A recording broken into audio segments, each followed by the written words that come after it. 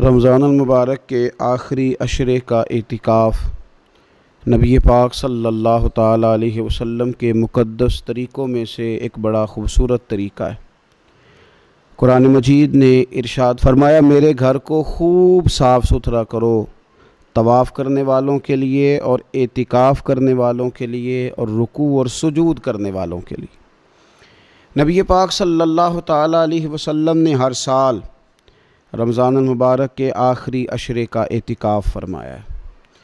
ایک سال کسی وجہ سے اعتکاف نہ فرما سکے تو اگلے سال 20 دنوں کا اعتکاف فرمایا۔ نبی پاک صلی اللہ تعالیٰ علیہ وآلہ وسلم نے اعتکاف کا جو مقصد بیان کیا وہ شب قدر کی تلاش بیان کیا۔ اعتکاف سے مراد یہ ہے کہ انسان سارا کچھ چھوڑ چھاڑ کے اللہ تعالیٰ کے گھر میں اس کی عبادت کے لیے، اس کو راضی کرنے کے لیے بیٹھ جائے، اور 10 دن جب وہ مسجد شریف میں حاضر رہتا ہے تو حضور صلی اللہ تعالیٰ علیہ وسلم فرماتے ہیں اللہ تعالیٰ اسے 2 حج اور 2 عمرے کا ثواب عطا کرتا ہے۔ اعتکاف کے اندر کچھ باتیں بڑی ضروری ہوتی ہیں، جیسا کہ انسان کو بلا ضرورت طبی مسجد سے باہر نہیں آنا، اس کو کوئی فضول بات نہیں کرنی، اس کو کوئی ایسا کام نہیں کرنا کہ جو شریعت اسلامیہ جس سے منع کرتی ہو۔ اس کے ساتھ ساتھ کچھ اعتکاف کے آداب بھی ہیں کہ اس نے 10 دن مسجد کے اندر رہنا ہے تو آخر اس نے کرنا کیا ہے۔ ہمارے ہاں لوگ مسائل پوچھ لیتے ہیں اور مسائل پوچھنے کے بعد پھر ان کی گنجائش سے بہت زیادہ فائدہ اٹھاتے ہیں۔ اس میں کوئی شک نہیں ہے کہ باہر سے آنے جانے والے آدمی کے ساتھ آپ گفتگو کر سکتے ہیں، ضرورت کے تحت آپ ٹیلی فون پر بھی بات کر سکتے ہیں، لیکن اس کو اگر آپ نے یہی کام کرنا تھا اور بہت زیادہ وقت اسی پر ضائع کرنا تھا تو پھر تو آپ پہلے سے باہر موجود تھے۔ اعتکاف میں آنے کا مقصود تو اللہ کی عبادت ہے۔ اعتکاف میں جب آپ آ گئے تو اس کا مقصد ہے کہ آپ کچھ دنوں کے لیے لوگوں سے کٹ کے اللہ کی بارگاہ میں حاضر ہو گئے، آپ نے اپنے رب کو راضی کرنے کا ارادہ کر لیا۔ تو اعتکاف میں ایک تو شوق سے آئیں۔ ہمارے علماء نے لکھا ہے کہ زندگی میں ایک بار تو اعتکاف کاری لینا چاہیے، اس پر توجہ ہو ہی جانی چاہیے۔ وقت ملنا تو زندگی میں پراپر طریقے سے تو بڑا مشکل ہوتا ہے، لیکن وقت نکال کے اعتکاف میں ایک دفعہ تو زندگی میں آ ہی جانا چاہیے، اور کسی کو ہر سال موقع مل جائے تو پھر تو کیا ہی بات۔ تو اعتکاف کے اندر جو کام ہم نے کرنے ان میں سب سے زیادہ اور سب سے پیارا کام یہ ہے کہ کثرت کے ساتھ قرآن پاک کی تلاوت کریں۔ نبی پاک صلی اللہ تعالیٰ علیہ وآلہ وسلم رمضان المبارک میں قرآن پاک کا دور فرماتے تھے حضرت جبریل امین علیہ السلام کے ساتھ، اور جس سال حضور کا وصال ظاہری ہوا اس سال حضور فرماتے ہیں 2 مرتبہ قرآن پاک کا دور کیا۔ 2 دفعہ حضور نے حضرت جبریل امین کو قرآن شریف سنایا اور 2 دفعہ انہوں نے نبی پاک صلی اللہ علیہ وسلم کو سنایا۔ تو بہت کثرت کے ساتھ قرآن پاک کی تلاوت کی جائے۔ ایک پہلو اور بھی ہے اس کا، اس پر بھی آپ توجہ کریں گے۔ قرآن مجید کو پڑھنا بھی ضروری ہوتا ہے اور صحیح پڑھنا سب سے زیادہ ضروری ہوتا ہے۔ تو اگر آپ کسی ایسی مسجد میں تشریف فرما ہیں جہاں آپ کے لیے بندوبست کیا گیا ہے تو کوشش کریں کہ وہاں قاری صاحب سے، عالم صاحب سے، امام صاحب سے آپ قرآن مجید کو سیکھیں۔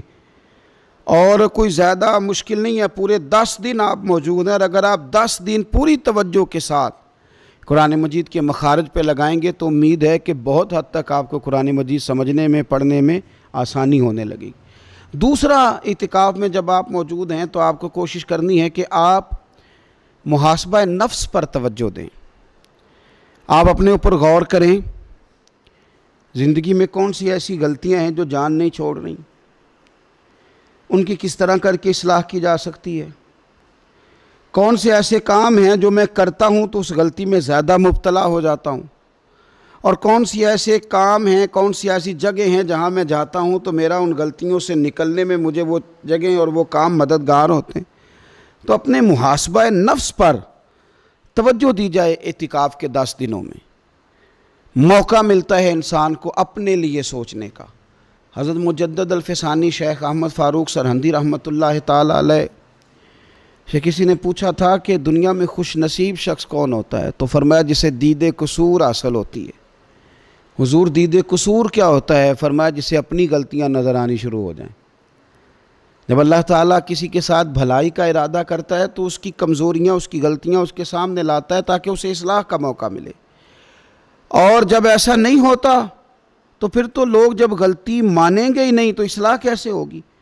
تو اعتکاف کے 10 دنوں میں محاسبہ نفس پر خاص توجہ دیں، اپنی زندگی میں اپنا حساب کریں، اپنا حساب۔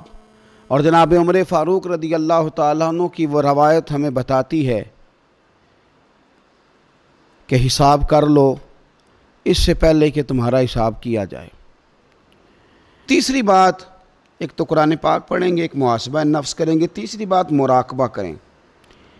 کچھ دیر کے لیے بیٹھیں، یہ غور کریں کہ رب تعالیٰ نے ہمیں نعمتیں کتنی عطا فرمائی ہیں، پھر یہ غور کریں کہ ان نعمتوں کے بارے میں، ان نعمتوں کے ساتھ ہماری عبادت کتنی ہے، ہمارا شکر کتنا ہے۔ زندگی اپنی کا حساب لگائیں، غور کریں کہ کتنا کچھ ہے جو ہمیں محنت سے ملا ہے اور کتنا ہے جو بغیر محنت کے ملا ہے، اور کون سی ایسی نعمتیں ہیں جن کا ہم نے شکریہ ادا کیا اور کون سی ایسی ہیں جن پر ہم نے کبھی توجہ ہی نہیں کی کہ یار یہ تو بہت بڑی نعمت ہے جو اللہ نے ہمیں عطا کی ہوئی۔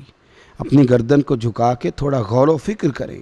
تفکر کا درس دیا ہے قرآن پاک نے، بار بار کہا ہے تفکر کرو، غور کرو، تدبر کرو، تو یہ ہمیں موقع میسر آتا ہے۔ چوتھی بات، اعتکاف کے دنوں میں اپنے رب کریم کے ساتھ اپنی توجہ کو لگائیں۔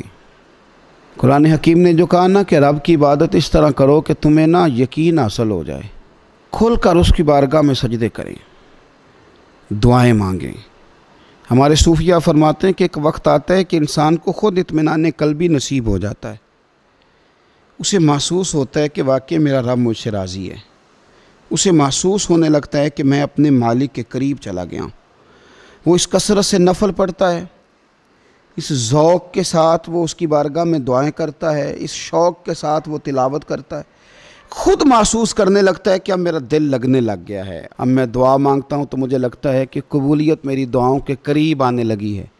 اللہ نے ہمیں یہ موقع دیا ہے کہ ہم خوب اس پر توجہ کریں۔ پانچویں بات اعتکاف والوں کی خدمت میں یہ عرض کرنی ہے کہ پورے 10 دن ہمارے پاس موجود ہوں گے اور ہم نے مسجد میں ہونا ہے، تو کیوں نہ ایسا کریں کہ از اول تا آخر، صبح سے شام تک ہم ہر وہی کام اسی طریقے سے کرنے کی کوشش کریں جو طریقہ ہمیں رسول پاک نے عطا فرمایا۔ ہمارا کھانا پینا، سونا جاگنا، بولنا حضور کی اتباع میں لے آئیں۔ ہم ان 10 دنوں میں ہم پریکٹس کریں کہ ہم نے سنت کے مطابق، حضور کے طریقے کے مطابق سارے کام کرنے۔ آپ اگر یہ ارادہ کریں گے تو پتہ ہے مدینے والے محبوب علیہ السلام نے فرمایا جس نے میری ایک سنت کو زندہ کیا گئے گزرے دور میں رب اسے 100 شہیدوں کا ثواب عطا فرمائے گا۔ تو اتنا اعزاز ہے۔ تو ان 10 دنوں میں ہونا بھی مسجد میں ہے، ہونا بھی باوضو ہے، تو کیوں نہ سارے کام سیکھا جائے، پڑھا جائے اس سے پہلے کہ کھانا کس طرح کھانا سنت ہے، اور کس طرح بیٹھ کے کھانا سنت ہے، اور پھر کس طرح کر کے گفتگو کرنا حضور علیہ السلام کا مقدس طریقہ تھا، وہ کس طرح سے پھول جھڑتے تھے جن سے لوگ فیض حاصل کرتے تھے۔ تو اعتکاف میں اپنی مصروفیات کو ان 5 کاموں میں لگائیں۔ ایک تو تلاوت قرآن حکیم کریں، دوسرا محاسبہ نفس، تیسرا مراقبہ کریں، تدبر کریں، غور کریں اپنے اوپر بھی اور اللہ تبارک و تعالیٰ کی نشانیوں پر بھی، اور چوتھا یہ کہ کوشش فرمائیں کہ ہم اپنی عبادت کو، اپنی دعا کو، اپنے استغفار کو اس طرح کا بنائیں کہ ہمیں محسوس ہو کہ قرب الہی کے جانب ہمارا سفر ہے۔ اور پانچواں، ان 10 دنوں میں سنت اور شریعت کی وہ ساری چیزیں جس کا دین ہم سے مطالبہ کرتا ہے، اب تو ہم بالکل دنیا سے ایک سائیڈ پہ ہو کے بیٹھیں، اب تو اس طرف توجہ کریں۔ اللہ تعالیٰ سمجھنے کی توفیق عطا فرمائے۔